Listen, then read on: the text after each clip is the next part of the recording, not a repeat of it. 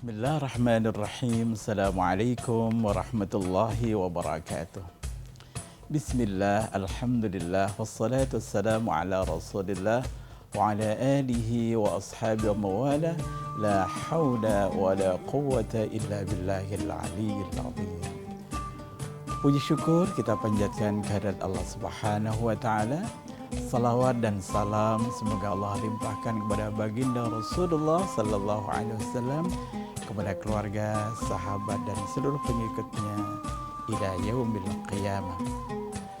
Beserta pemirsa TV El Sinta yang kami muliakan, yang berbahagia rahimakumullah. Izinkan dalam pertemuan singkat ini kami akan mengetengahkan judul kisah di dalam Al-Quran putra-putri Nabiullah Adam alaihissalam. Kisah ini sudah sangat populer dan di dalam Al-Quran memang banyak sekali kisah-kisah yang Allah tampilkan. Tapi ingat, setiap kisah yang Allah hadirkan di dalam Al-Quran pasti ada pembelajaran yang luar biasa dan sifatnya akan berulang dan berulang. Kisah tentang Qabil dan Habil, kisah putra pertama Nabi Adam, di mana beliau mendapatkan cobaan sebagaimana Allah mencoba para nabi. Kisahnya sangat tragis, yakni perintah dari Allah melalui Nabiullah Adam alaihissalam agar setiap pasangan dijodohkan dengan pasangan yang lain, di mana Qabil mempunyai kembaran dan juga Habil punya kembaran. Kembarannya Qabil cantik dan kembarannya Habil kurang cantik. Pasti kalau ini dihadirkan atau dihadapkan kepada bapak-bapak sekalian pasti milih yang cantik. Demikian juga Qabil pinginnya nikah dengan kembarannya yang cantik, Iklima namanya. Tapi Allah mensyariatkan tidak boleh nikah dengan satu kembaran atau satu kandungan. Maka inilah awal daripada bencana sampai pada tingkat kejahatan yang paling buruk yang dilakukan oleh manusia, yakni Qabil tidak menerima dan akhirnya membunuh Habil. Bagaimana kisahnya? Ketika keinginan itu makin tinggi dan tidak menerima keputusan Adam, maka salah satu cara untuk mengatasi ini, Adam melalui perintah Allah Subhanahu wa taala memerintahkan kepada putra-putranya untuk berkorban. Ya. Ayatnya berbunyi dalam surah Al-Maidah ayat 27. Bismillahirrahmanirrahim. واتل عليهم نبأ ابني آدم بالحق إذ قربا قربانا فتقبل من أحدهما ولم يتقبل من الآخر قال لأقتلنك قال إنما يتقبل الله من المتقين. Allah kisahkan tentang dua putra Adam, Qabil dan Habil. Ketika mereka melaksanakan korban, idz qarraba qurbanan fatuqabbila min ahadihima. Allah menerima salah satunya, walam yutaqabbal minal akhar, dan Allah tidak menerima yang lainnya. Allah Subhanahu wa taala mengetahui bagaimana keimanan dan ketakwaan seseorang. Ketika orang diperintahkan oleh Allah, tidak ada kepatuhan yang tidak didasari dengan keikhlasan. Hanya ikhlas sebagai kunci untuk diterima ibadah itu di hadapan Allah. Dalam hal ini, Qabil yang dia mempunyai kebiasaan kehidupannya adalah bercocok tanam, maka dia berkorban dengan hasil tanamannya, tapi dipilih yang buruk-buruk. Sementara Habil yang biasanya dia berternak, maka dia mengambil ternak yang paling bagus, yang paling gemuk. Dia melakukan satu ibadah dengan yang terbaik, dengan apa yang dia cintai. Maka korban Habillah yang Allah terima dan menolak korbannya Qabil yang asal-asalan. Apa komentar Qabil? Qala la aqtulannak. Pasti aku akan membunuh kamu, wahai Habil. Kenapa demikian? Karena berarti dialah yang berhak untuk menikahi, untuk mengawini Iklimah yang cantik tadi.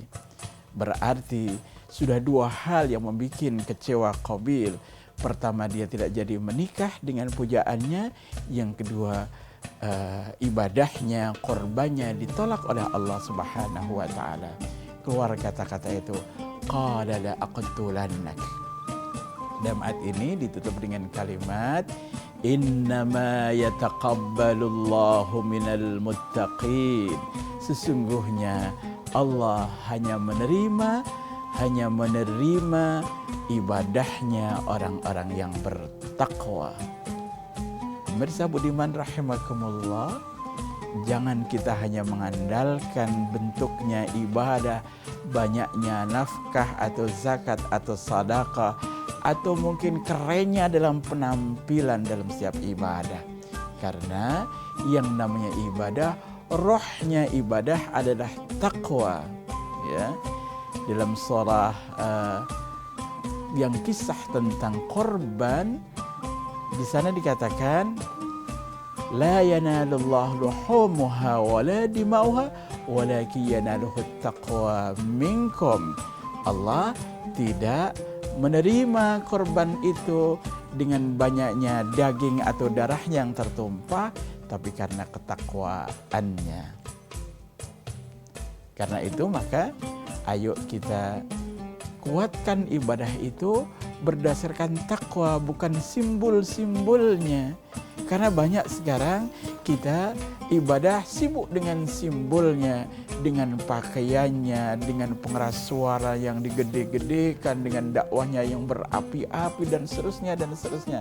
Coba kalau semua orientasinya ibadah itu kepada ketakwaan, karena ketakwaan intinya pada ketundukan, dan ketundukan itu adalah simbol daripada keikhlasan, insya Allah ibadahnya akan diterima oleh Allah Subhanahu wa Ta'ala.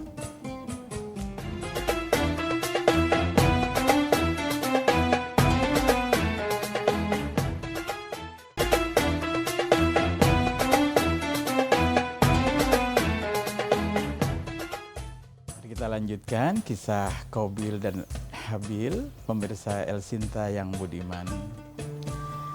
Apa yang terjadi ketika pembunuhan itu sudah dilakukan? Pasti Qabil menyesal. Dalam ayat disebutnya dia minal khasirin, termasuk orang yang ragu, dan pada ayat berikutnya minan nadimin, termasuk orang yang kecewa, yang sedih. Bagaimana tidak sedih? Karena nafsu itu biasanya bergejolak, tidak terkendali, dan akan ditampilkan dalam bentuk agresivitas yang mungkin tidak ada yang mengontrol. Apalagi ketika nafsu muncul, maka di situ iblis akan masuk, dan nafsu itu menjadi kendaraan iblis. Yang kita sedihkan adalah ketika Qabil dan Habil adalah manusia pertama yang belum ada hiruk pikuk teknologi, belum ada hiruk pikuk dunia yang seperti ini, tapi pembunuhan bisa terjadi. Apa kiranya yang menyebabkan itu? Kalau sekarang ada pembunuhan karena memang dalam kehidupan betapa hebatnya kita berkompetisi, tapi saat itu kenapa bisa terjadi? Yang pertama, karena iri. Dia dapat cantik kok saya tidak dapat cantik. Dan sifat iri itu ada dalam diri manusia sejak dia hadir ke dunia ini. Yang kedua, sifat gengsi. Sifat gengsi itu juga ada dalam diri manusia. Kalau dia tidak dibina, kalau dia diarahkan, maka sifat gengsi itu akan merambah kemana-mana. Gengsi pasangannya kurang cantik, gengsi kurang keren, kurang kaya, kurang berpangkat, berkedudukan. ketika sifat gengsi itu sudah masuk dalam akhlak dia, maka kehidupannya pasti dia akan nabrak kepada hal-hal yang dilarang oleh Allah Subhanahu wa Ta'ala. Tapi yang paling mengerikan adalah kalau dia mendapatkan takdir yang buruk bagi Qabil. Karena Allah Subhanahu wa Ta'ala yang Maha mengatur. Merah, hijau, hitam, putihnya kehidupan kita adalah semua dalam bingkai takdir Allah Subhanahu wa Ta'ala. Takdir yang baik adalah iman dan taat kepada Allah. Dan takdir yang tidak baik adalah kafir dan maksiat. Bagaimana kalau kita ditakdirkan oleh Allah iman dan takwa? Maka seburuk-buruk kita nasib di dunia karena kita punya iman, kita punya takwa, masih ada harapan untuk bahagia di akhirat. Tapi kalau ditakdirkan dengan kekafiran dan kemaksiatan, boleh jadi di dunia kalian menang, boleh jadi di dunia kita bisa megah, tapi di akhirat kita akan kalah, akan sarai dan yang abadi. Karena itu yang namanya takdir, apapun kita belum tahu, kita mohon kepada Allah agar kita ditakdirkan yang bagus. Ditakdirkan sebagai orang yang saleh. Coba bayangkan, Adam adalah manusia pertama seorang nabi yang bahkan dulu dia lebih pintar dari para malaikat. Dan istrinya adalah wanita yang sangat saleh, bidadari surga. Tapi dia mempunyai Qabil. Bagaimana para bunda sekarang, ayahanda sekarang, yang dia punya putra putri yang boleh jadi ayahnya kurang saleh, bundanya kurang salehah. Bagaimana anak-anak kita? Karena itu maka kita harus waspada dengan nasib anak kita. Jangan hanya diukur dengan pendidikan, jangan hanya diukur dengan sekolahnya sukses, tapi harus juga diukur dengan akhlak.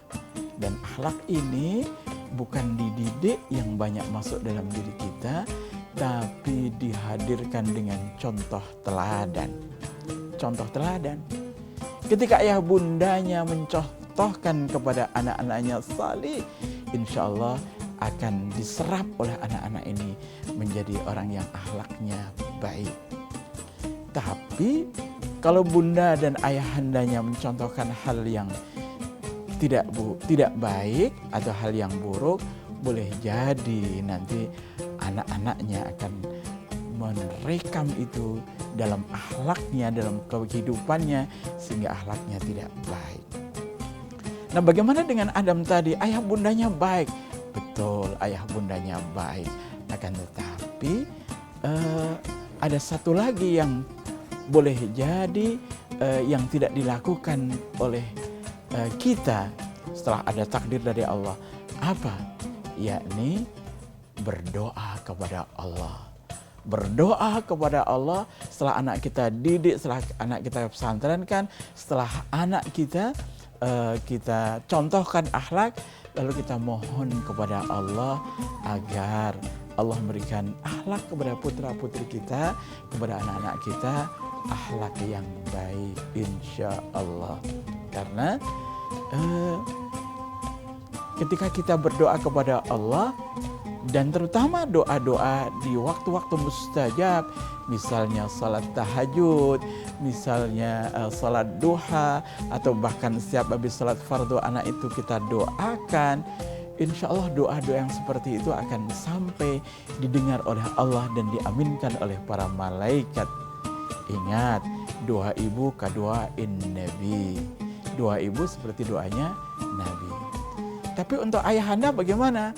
Untuk ayahanda misalnya kurang berdoa, carilah ekonomi yang halal, rezeki yang halal, makanan yang halal, pakaian yang halal. Karena ada suatu hadis dari Rasul Sallallahu Alaihi Wasallam ketika ada seorang musafir yang sudah sangat capek, musafirnya dalam pelaksanaan ibadah itu. Kemudian dia mengangkat tangan dalam keadaan berdebu, dalam keadaan yang sangat lusuh itu. Ya Rab, ya Rab, ya Tuhan, jadikan kami, jadikan anak-anak kami. Sementara kata Nabi, pakaiannya halal, minumannya halal, modalnya halal. Fa kaifa yustajab? Bagaimana Allah akan mengabulkan doa-doa itu? Tanggung jawab bapak atau ayahanda mencari rezeki yang halal. Tetaplah di TV El Sinta, akan kita lanjutkan sebentar lagi.